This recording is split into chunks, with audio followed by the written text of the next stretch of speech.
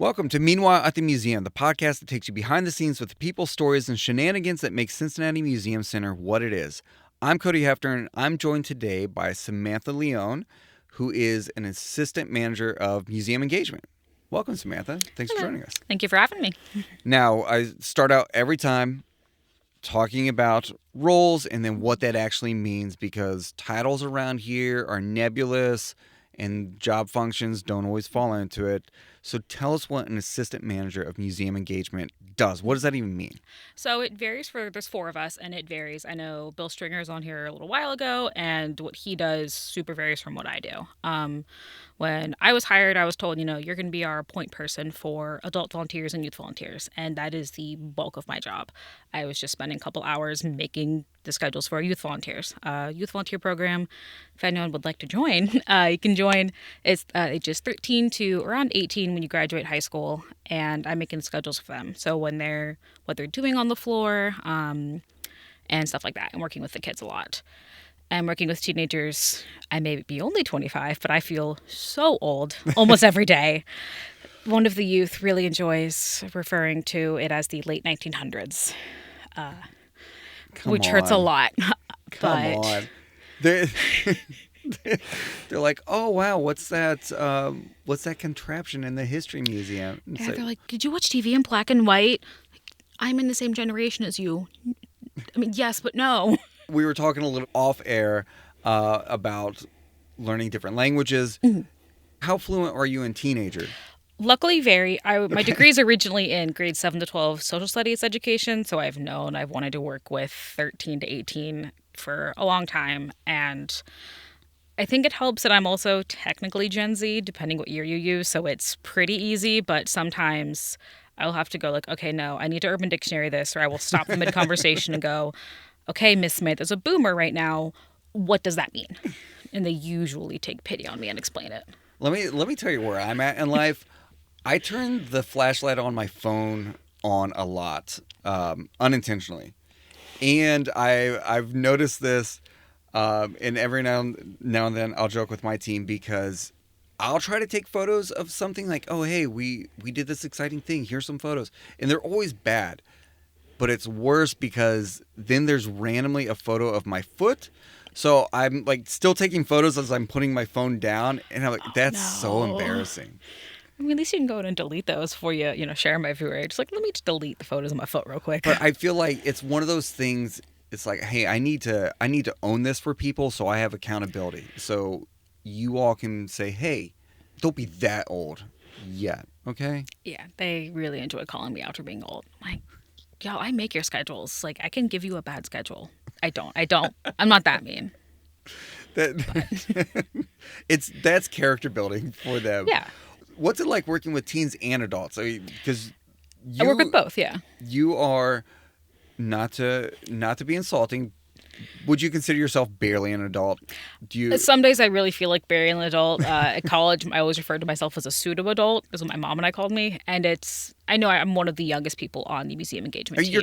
You're 25, so yeah. I think some people would say 25, she's barely an adult. Yeah, and I hear that a lot. A lot of our adult volunteers have retired or are around retirement age, so they'll joke around with me about, my age and stuff, but you have to be patient, because people who are in their 30s, they're just mad that your knees don't hurt yet, and that my knees already hurt. You don't have a pill counter with ibuprofen in it for the day. So I have all of the ibuprofen at my desk. I did too many years of color guard in high school and college and didn't care that I sprained my ankle, so I am 25 with arthritis. With color guard with like the flags, right? Yeah. Could you do the full routine? Yeah, I mean, right now, it's been a while, but yeah, I was here in 2019 for Holiday Junction that year, and we had to distract. Santa also came by helicopter that year, like he did this year. That was the last year we did helicopter. And I had to help distract people while we were just waiting for Santa, so I actually had my flag and spun it out there to distract people and be like, look at me, wow, don't be bored. If we did... Don't be bored. If we did a museum talent show... Is that what you would do? What would you do for the museum talent show? I would probably do that. I'd have to get a flag again because I haven't had one in years.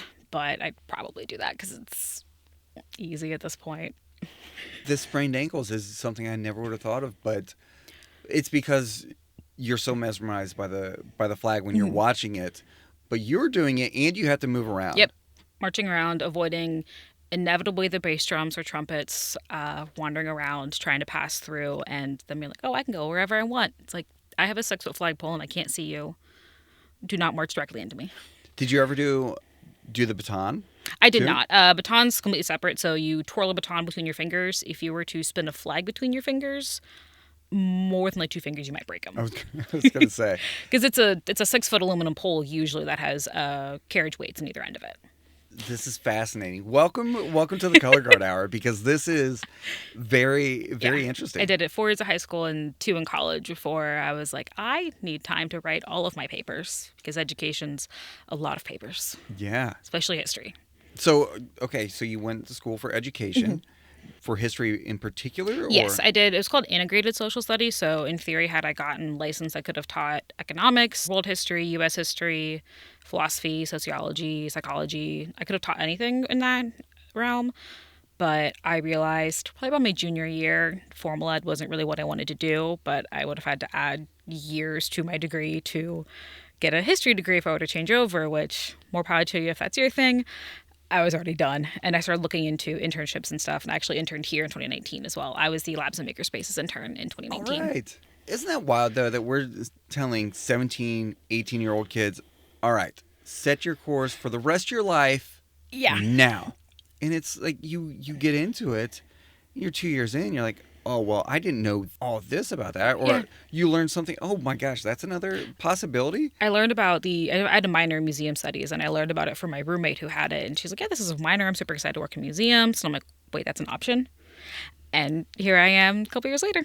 But for youth, that's why programs like this are really important because you're exposed to different things. Yeah. What people forget about museums is museums are businesses.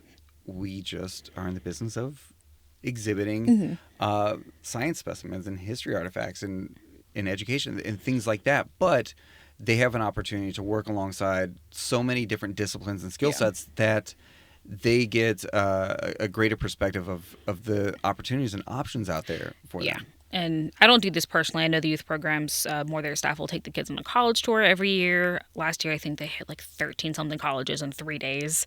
It was insane from what I've heard. That's But they wild. also do, exploring different career ideas and different career development stuff. And I always tell the kids, like, have a kind of plan of what you want to do. If that changes, that's fine.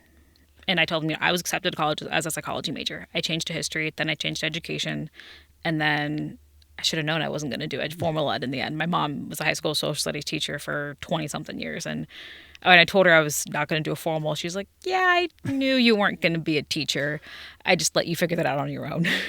I started as a zoology major and I switched to history. And my dad will tell me, I remember exactly where I was when he told me that. I'm like, oh, I didn't mean to bring your world down.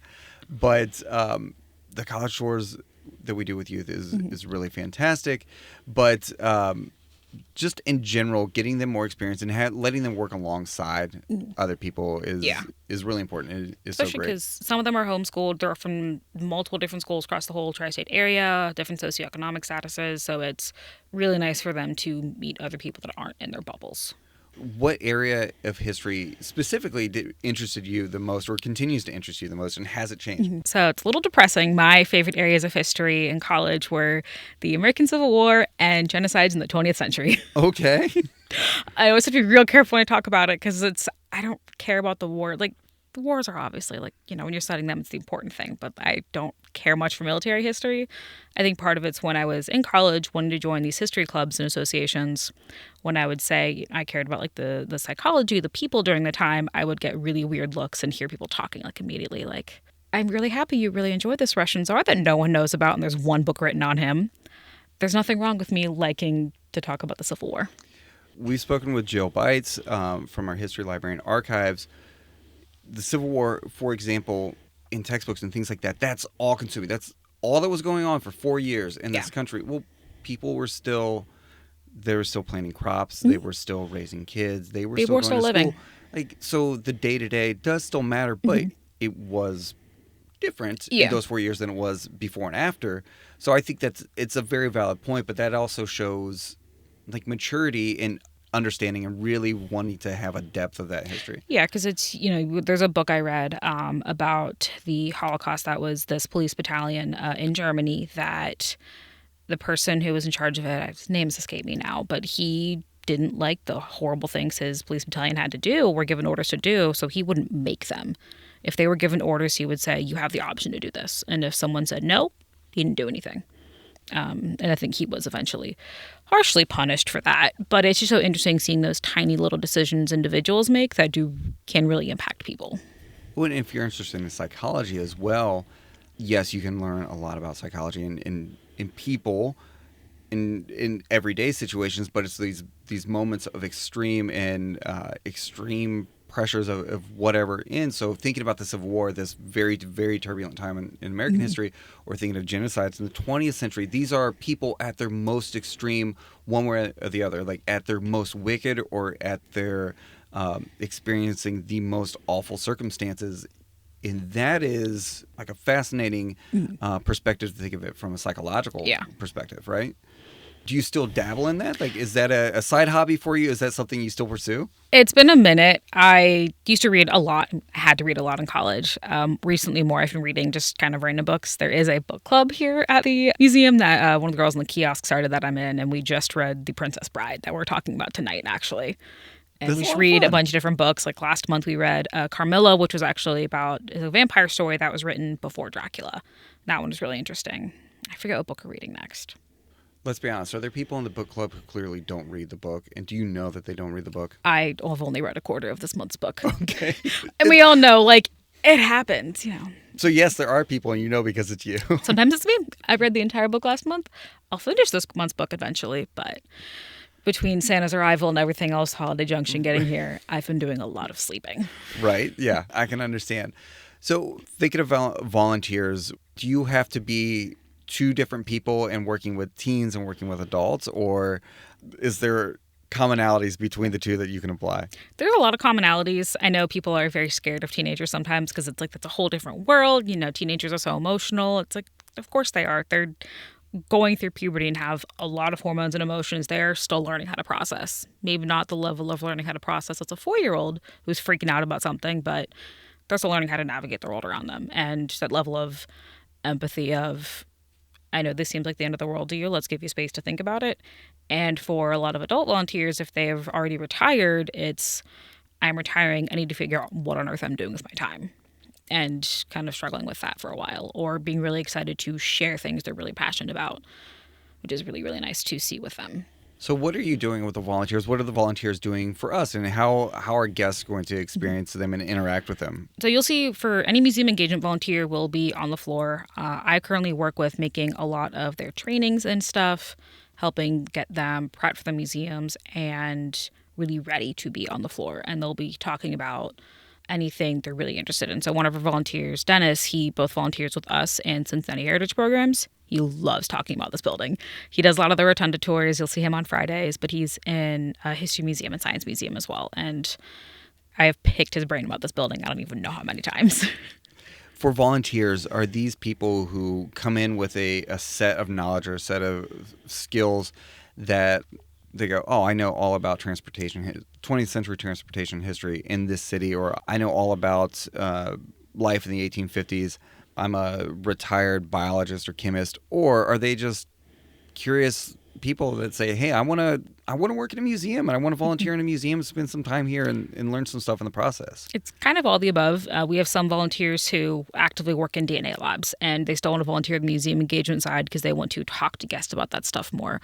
We have some volunteers who are in college and want to learn more about overall the museum field and just want to learn more that isn't just the stuff they're studying. If someone's interested in volunteering, what advice do you have for them, or how do they even get started? So getting started, there's a section on our website where you can click volunteer with us, and you can submit an application or email our head of volunteer and intern services, Cordell George. He will get you set up and get you over to us. Let's talk off the record, but we're on the record. So what makes a good volunteer versus a bad volunteer? Because let me tell you, I volunteered at the Air Force Museum when I was in grad school, because my grandpa took me to the Air Force Museum when I was a kid. It wasn't that far away. I love airplanes because I'm still a little kid, so I was like, "Oh, it'd be cool to just walk around here and like learn about airplanes and then talk to other people about airplanes." But I was a bad volunteer. I will admit that I would just kind of stroll around. And here's the other challenge: is you say, "Oh, I love this gallery," or "Hey, I want to volunteer at the museum center. I love the dinosaur hall, so I just want to volunteer in the dinosaur hall." That's great, and we would love to have you, but we also have needs elsewhere. I was like, "Oh, I love World War II airplanes. Those are so cool. I want to volunteer in that gallery." And they said, "Yeah, so does everyone else, kid. We need you in the Cold War gallery." I was like, "What are these planes?" Which, in my opinion, I'm like, "Cool. This is like the ugly era of airplanes where they're just trying stuff out, and like everything's pretty lame in here. I don't know anything, so I'm just walking around, and I would read stuff and I would learn a little bit. And so there were certain planes and things I did know about." But I would also be walking around and be in other areas, and I would see people kind of look at me. And I'm like, "Oh no, I'm not going to know anything." And so I would scurry off. I was a bad volunteer. Anyway, broadly, we're not going to call anyone out. But what makes a like really good volunteer from our perspective, and what makes a less useful volunteer? Something I always tell both the youth volunteers and the adult volunteers is one, don't be afraid to be cringy. There is nothing wrong with being excited and feeling a little awkward in that for a moment and ready to share information. I usually, if some guest walk into a gallery, it's, "Hey, how are you doing today?" and open a conversation like that. And I always tell people, don't be afraid to say, "I don't know." We're allowed to have our phones on the floor. You can say, "I don't know, let's figure this out together," and pull your phone out and Google it. There's, I think, power in being able to admit you don't know everything, because there's this pressure, I think, of I feel like I have to know everything if I'm in Dinosaur Hall. I always joke I majored in history for a reason, and I'm still iffy with some of the dinosaurs that we have, but there's nothing wrong with not knowing, and you can always learn more. And recognizing that I don't have to know everything, and that's okay, and not being afraid to say I don't know is a really big key thing, I think, for volunteering. I think the not being cringy, that comment is important. Also, me saying, "Wait, what's cringy mean?" Because I'm old. But I think if someone's excited about something, they can get other people excited about it, even if they're not interested. It's kind of like live music. It's hard to be bad because genuinely when they're playing, they're really passionate about it. They love the music that they're playing. And so it comes through and you're like, "Yeah, this is a good experience for me." Am I going to want to leave here and buy that CD and listen to it all the time? No, not really, but I really enjoyed it live. So if someone's like, space isn't my thing, but you have a really engaged, really energetic volunteer that can bring that to life for them, in that moment, they're like, "Yeah, I'm a space person." Mm-hmm. Are they going to leave and suddenly be a space person? Who knows? But in that moment, they really had an experience. Yeah, and there's those little moments, too, of I've seen some of the youth who have said, "I came here as a kid and I saw this staff member talk about this random thing and they fell in love with that subject and want to pursue that the rest of their life." And that's something that I'm really happy I still get to do. Originally, when I left teaching, I was like, "Oh, I'm not going to get to do, work with kids. I'm not going to get that aha moment or that moment where people get excited about what I'm talking about." And luckily, you can get that every day working here or volunteering here. You get that teaching moment, that moment that educators have where things click for people, where someone's really excited and passionate about it and just looking for a place or a person that wants to nurture that and harness that for them. We get to encounter and engage with those people. And so you get to play that role for them, not just the guests on the floor, but for the volunteers as well, especially the team volunteers. And even for other staff too. One of our staff, Johnny, knows so much about dinosaurs, and Mary as well, who also works here. And hearing them talk to me about dinosaurs, I'm like, it's slowly making more sense. And they're happy to take their time and dumb things down a bit so it makes a little more sense to me, 'cause technical language is very hard to learn. Something I did learn in college is if you have someone who's learning a different language, it takes a couple years to get social language. It takes over a decade to get academic language, or it can when you're learning a second language or a third or fourth or past that. And see, dinosaurs for me, social language is kind of the different names of dinosaurs and things like that. And then academic language is understanding that they didn't all live together and parceling out the different periods of time. Because people, they want to see the all-star team of dinosaurs, and it's a little tougher to break that down for people and say the other ones are cool too. Like it was, every era had a strong team. So, what brought you to the museum? What said, in your mind said, you know what? That's a good spot for me. I used to come here all the time as a kid. I distinctly remember coming here with my grandparents. Are you homegrown? Yes, I am from All right. Cincinnati. Been here my whole life. And I'd come here with my grandparents and my sister. We'd go in the Children's Museum and immediately run away from them. We'd go stay together, usually to waterworks or the woods, but we'd immediately run away. And we'd hit each other in the woods. Things siblings do. But I've joked, mine and my sister's behavior when we were kids is karma now for when we have a very excited school group we'll go with. And then I came here as a kid, and then I was searching for internships in college because as part of my museum studies minor, I had to do an internship. And I applied to a bunch. This was the closest one. And I really wanted to intern here.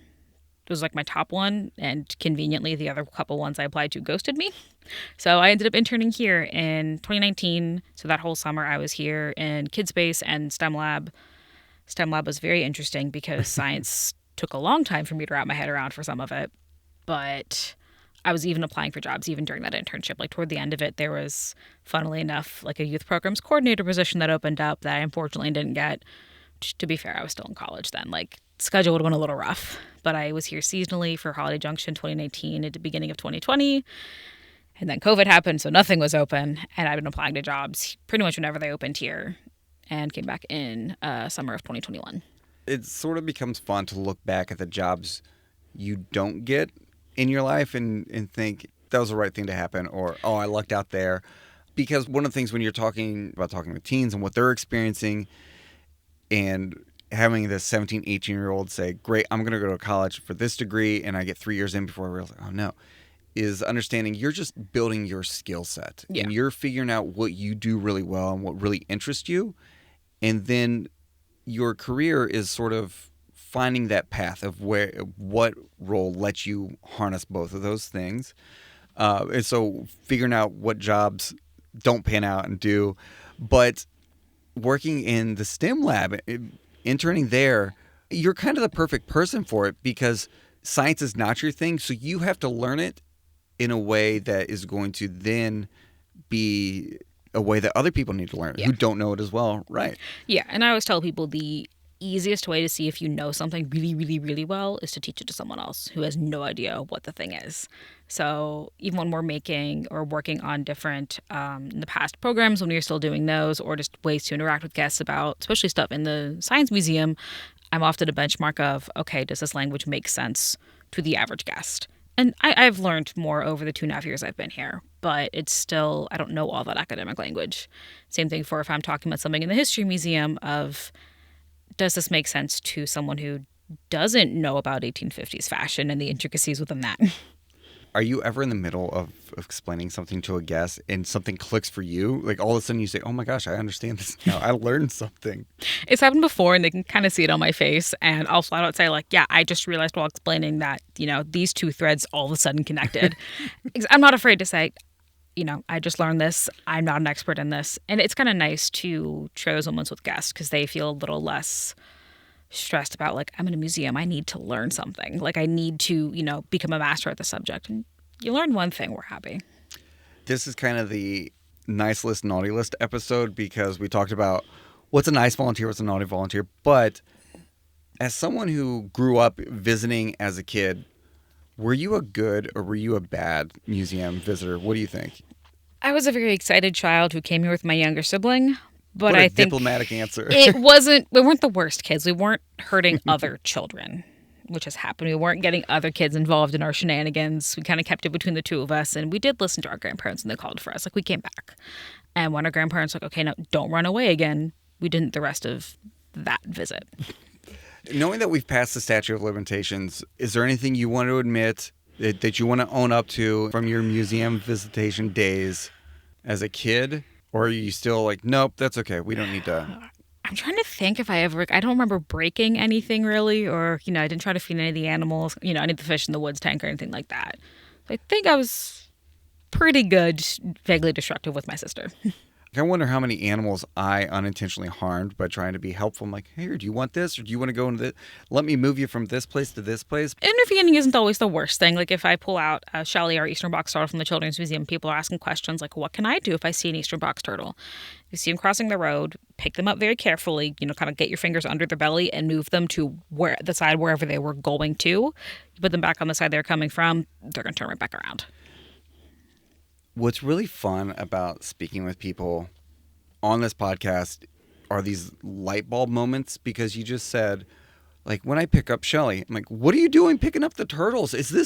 How often does this happen? Whenever I take her out, I have to pull her out. I'm like, where in your job description did that fall in? Other duties as assigned? Right. Did you grow up handling wild animals or like an animal lover? Because I can tell you, I don't think I've ever picked up a turtle, and I don't know as a kid or as an adult that I would be like, oh, let me go grab that turtle. That's not my cup of tea. I've had pets my whole life. Almost always had dogs. And when I was a kid, we'd have turtles off and on. Not the greatest, because some of them were just like eastern box turtles we saw in the backyard. And my dad was like, yeah, let's just put it in a giant tub. Not a good thing to do. But we were taught how to properly handle animals, keep your hands away from their mouths. I remember once there was a garter snake that my dad found that was choking on a frog. Like it had tried to eat it. It was too big for it, so it was trying to regurgitate it, but its bones were getting in the way. Frog was good. Snake was good. My dad got the frog out of its mouth, and he let us pet a snake. Hold on. We need more detail on that. How do you give a garter snake the Heimlich maneuver, which is a Cincinnati healthcare innovation? Everyone stay tuned for that. But what did your dad do? Because you just glossed over the most fascinating part of that story. I'm not sure. He didn't tell us that he found the snake till after it was fine, but if I had to guess, the frog had like moved its legs weird, so it was like bumping against the snake's jaw, so it couldn't get out. So he probably just like helped get the frog's joints back to small enough so it could get back out. Initially, what jumped to my mind is, all right, great, you're just going to treat that snake like a tube of toothpaste, and you're just going to pop it right out. Oh, no. That would be... Oh. It's pretty well known in the museum that I'm terrified of snakes, and I do not like snakes. Oh, I love So all for of our me, snakes. I'd be like, listen, buddy, I am so sorry for both of you. Like, this feels like a real Romeo-Juliet situation. I'm just going to let it happen and go the other way. He just got that snake. It was fine, and let my sister and I pet it, and it lived under our shed in the backyard for years. Just living its little snake life. We didn't pet it after my dad held it the one time because it was a wild snake, but I've always been fine around snakes. We have a bunch here at the museum who really like me because I run very warm, so snakes go, yes, warm hands, and enjoy me.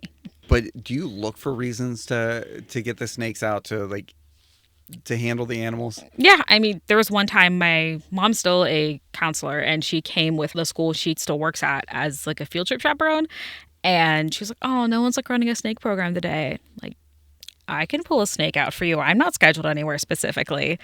And I will, if I see kids or anyone really looking really intensely at any of our animals, as long as I'm trained on it, I'm like, do you want to pull the animal out so you can look at it or pet it? And it's so funny to see how excited kids get. And usually with the cockroaches, the grown-ups freak out of like, you don't need to pull them out. And I'm like, I can. You don't have to pet it. That's an important onboarding tip for me that I try to share with people is, typically, if someone is walking around with a Tupperware container that you can't see into, go the other way, because there's probably a snake in there. Yeah, the coolers are usually snakes, turtles, or cockroaches. When we went through the building restoration, it changed the office spaces. They're a little more open now, but before, there were a lot of narrow hallways and corridors and just kind of like one way through stuff. So there would be a lot of situations where you would be walking down the hallway and you just need to own that fear and get past the snake box, or you just turn around and hide in a corner. And that's been a life lesson that I've learned here. And anyone else, staff listening, if snakes aren't your thing, that's where they're at when they're not in their habitat. Yeah. Our snakes are all pretty good. I've never been bit by any of our snakes. I mean, you give them their space. If the snake starts, you can tell if a snake's about to strike if they have a really tight kind of S shape with their head kind of in the middle. They might be about to jump out and strike, unless it's a ball python, because sometimes they also just make that shape. But as part of the animal training, we learn to read their body language. And if I'm like, okay, Kellogg's starting to get a little antsy, back into her enclosure she goes, trying to gently get her off my arm. My body is so subtly tense right now. It truly is. But this is because I didn't have a lot of experience with snakes, and that's Yeah. one of the benefits of the animal program is dispelling these myths, dispelling, like sharing this information about the animals, but also what you said, that these are cues that it is upset, Yeah. and give animals their space, have respect for them too. I did not grow up with that, so now I just have an Indiana Jones like fear of snakes. And that's fine. That's how I am with spiders. I have terrible arachnophobia. When I was around 4 or so, there was a wolf spider in our dining room with an egg sac that was about to burst on its back. So I'm like 4. This is the size of my little 4-year-old face. I'm freaking out. My sister's freaking out. My mom has 2 screaming toddlers. So she used to find one of my dad's work boots and take care of it. And I've been terrified of spiders ever since. We have one spider in this building that is like actually one of our animals. Her name's Petra. She is a jumping spider. And I have not held her yet. I have looked at her. When she's ready to be handled, I've already said, like, hey, Anne, head of animal resources, are you fine with me holding this spider if we have Bill, who is like 6'5", a very large man, just holding my arm down? That way I can't just fling her away. Like, as long as you're willing to. I'm just so over my arachnophobia because I know it's so silly. Like, most spiders aren't going to hurt me. They're more scared of me than I am of them. But brain see spider, brain go, ah. This has been a very uncomfortable portion. Let me tell you that much. I had to do an interview once. I don't know why I had to be involved in this. I was not mic'd up or anything, so I was literally in the frame just to hold our bearded dragon that we used to have, and I was not thrilled about it. So my body was so tense, like I was just a human table at that point with my hands out, and I did not want to move at all. But sucked about it was I knew I was on camera, so I couldn't just look terrified. So, Yeah. like, Oh, no. but people would tell me like, "Hey, I saw that interview. You look so scared." I was like, I was very scared. Yeah. Like in reality, it's like it was fine. It was not that bad, and I was thinking afterwards, it's like, okay, that wasn't that bad. You could have calmed down. But that little survival part of your brain doesn't listen of, this is a lizard. Some lizards can do very bad things to me. I don't want to be around this lizard. I was holding a tiny dragon. Come on. Yeah. All right. So the spooky animal stories, and we're also doing a terrible job of selling our animal programs, because it really is fascinating. As someone who's afraid of snakes, I still, anytime I walk by, I look for them. I think I want to see them. And it's very cool because if you're afraid of snakes, that's when you want to encounter one, when it is like in an safely enclosed. So it's a really great way for people to learn, and I think it's something that people don't realize that we do here. Yeah. That we have live animals, that we have live animal programs as well. People may know about the bats, but the snakes and the cockroaches are very cool. The amount of adults I've managed to get to, usually with their kids, like, come on, mom, pet the snake or pet the cockroach, of, you don't have to, you can, the cockroaches literally can't bite you, and give them all the safety facts. And I'm like, you can pet it. I like holding my hand away. Like if I'm holding a snake and their head is like toward my elbow, I will put my hand, like they can't get you if my hand's on top of their back. And getting adults to actually be like, oh, let me pet that snake. It wasn't so bad. You're a saint. And going through, it's so nice to see. Just like, it's weird little fears people have. Very happy to help them conquer them. It's a very museum thing. It's very fun to walk into the mailroom.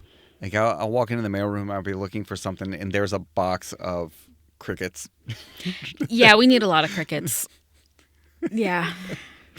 Do you have a favorite program that you've run or that you've been able to participate in?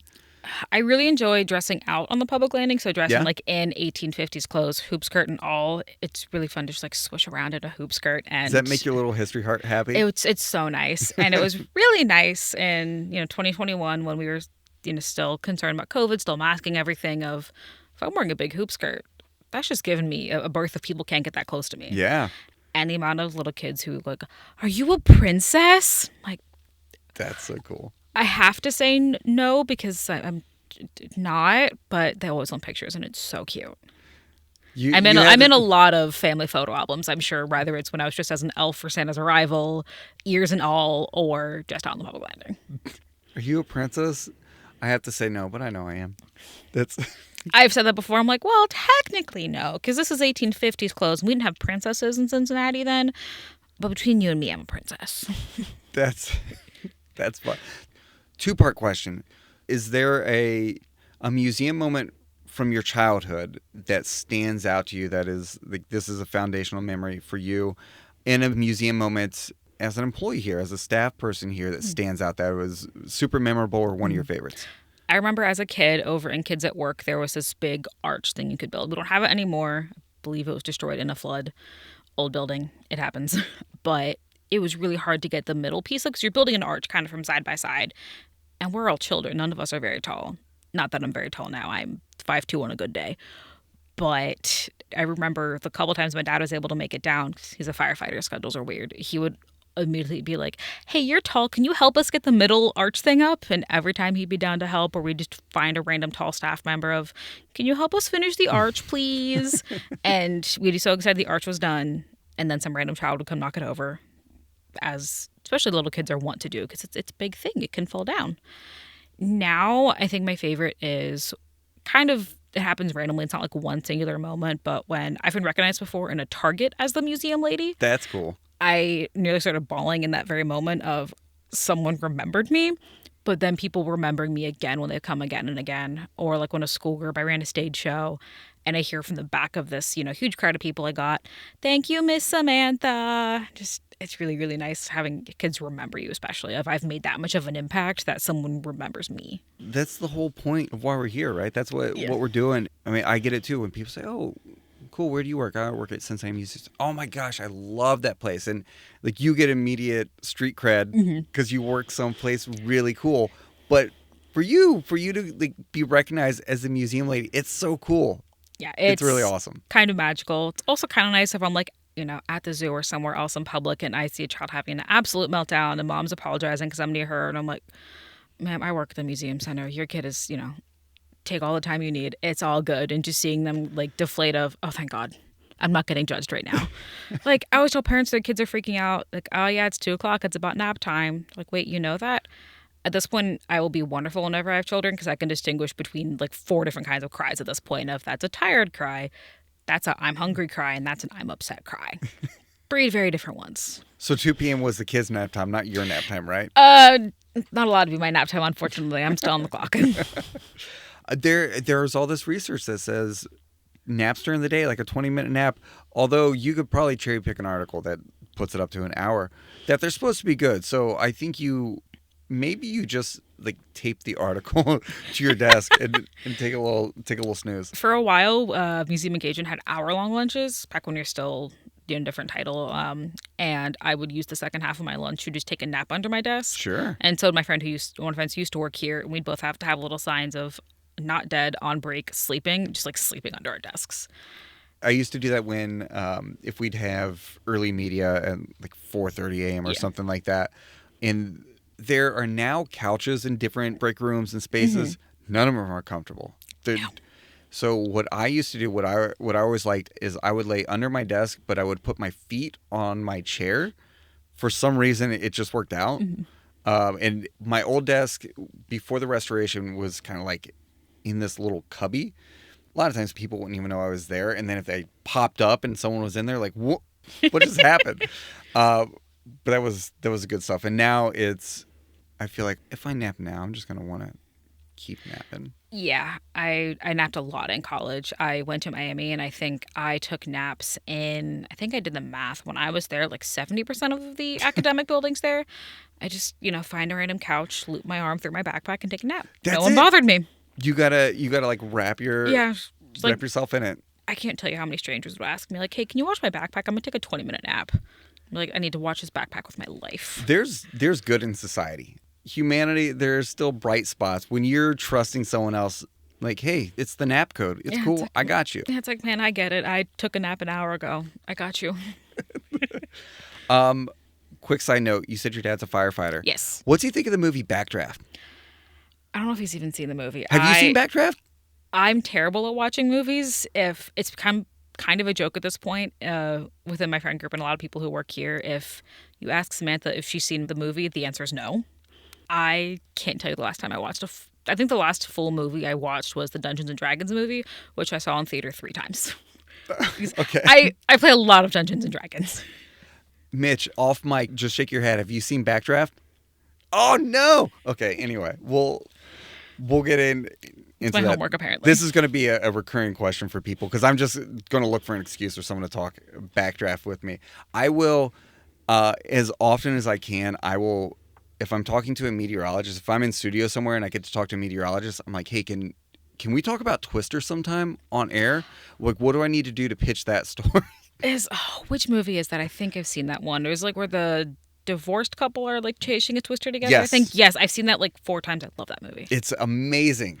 Oh, it's fantastic. Dave Dzinski has a photo with Bill Paxton because Bill Paxton voiced an OmniMax film, and now I can't remember which one. But we also had a Tornado Alley. I was like, I feel like it has to be the Tornado Alley one. Like, here's the sad admission I'll make publicly.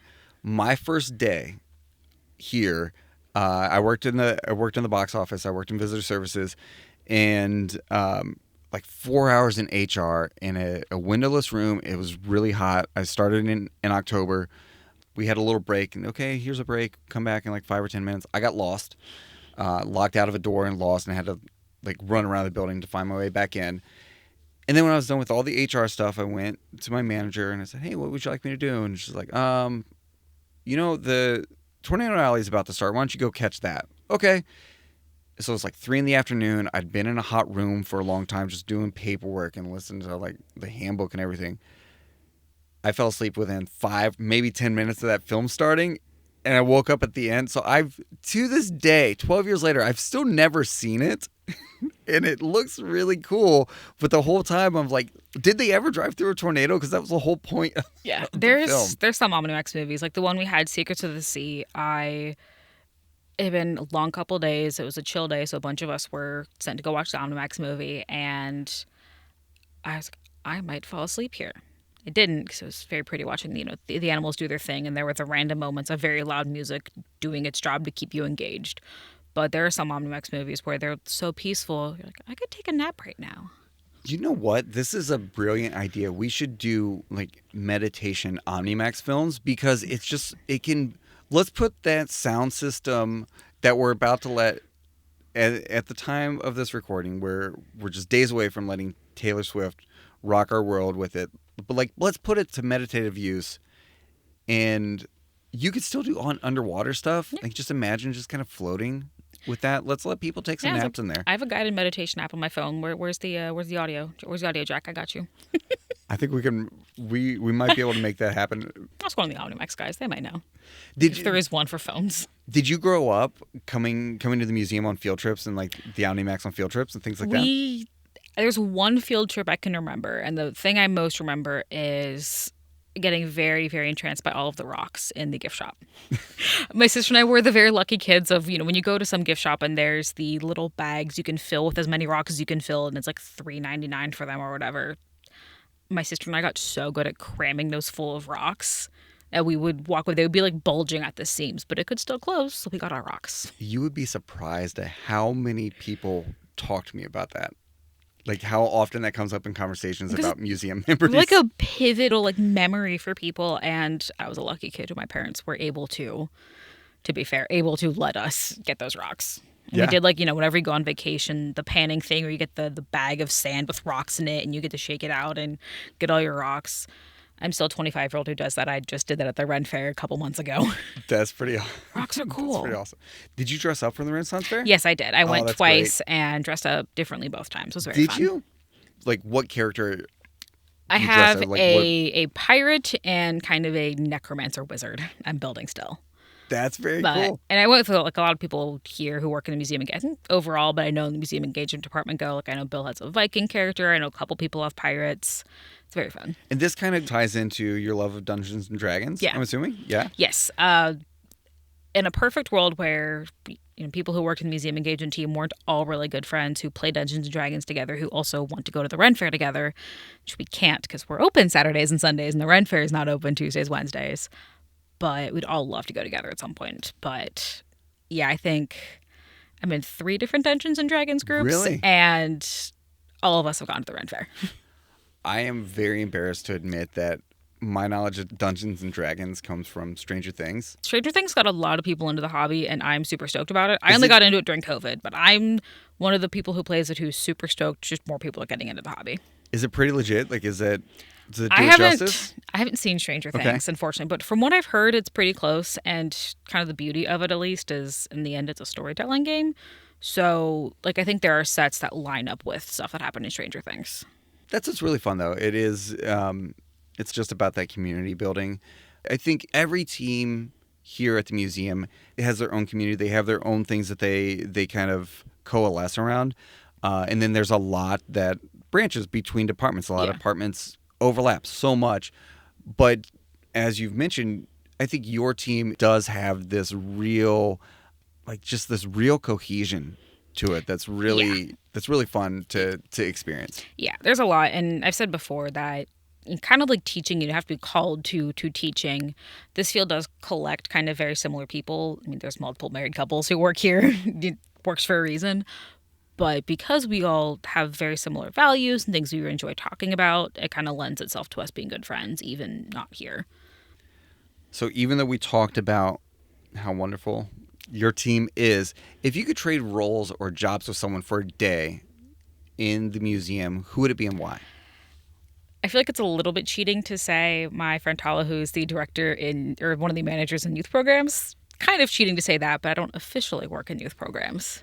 But I would love to get to work with the kids consistently. I mean, they already sass me so much, and I sass them right back. That's the best part about teenagers is you can sass them back. You can't quite sass a 5-year-old back as well, because if they don't understand what you're saying, they Right. think you're being mean. But teenagers know I'm joking with them. It is what I've always loved about our youth programs. One of the things is the team that works with them. The relationships are on different levels. So Calvin Harper, who leads that, is not necessarily a father figure, but it is that age range. But then you have people like Tala that is almost an older sister or like an older sibling vibe. But you are a lot of times working with teens, and that's kind of what they need. It's a combination of, like, listen, I can sass you right back, but also I'm like your cool older sibling, and so you wield both of that.